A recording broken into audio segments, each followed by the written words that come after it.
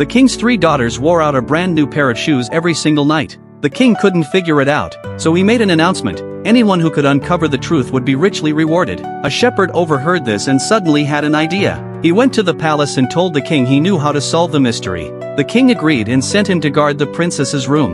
The shepherd lay down on the floor, pretending to be asleep.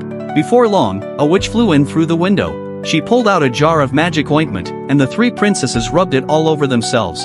Then, under the witch's lead, they hopped on broomsticks and flew out of the castle. The shepherd copied them, smearing the ointment on his shepherd's staff and turning it into a broomstick.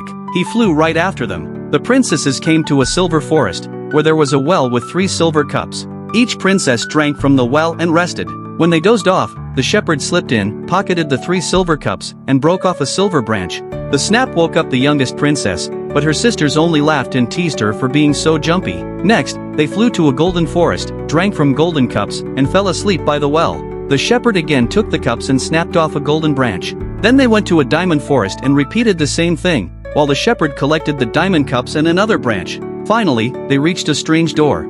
The door swallowed the princesses whole, and the shepherd followed close behind. Inside were 12 devils. Music started playing, and the princesses began dancing with the Devil King. The shepherd hid under a table and saw the truth. The princesses were dancing on sharp blades, which explained why they ruined their shoes every night. Later, the tired princesses sat at the table to eat. One dropped a spoon, another dropped a fork. The shepherd quickly picked them up and tucked them away. When the broomsticks returned to carry the princesses home, he flew back too, sneaking into the palace ahead of them and pretending to sleep.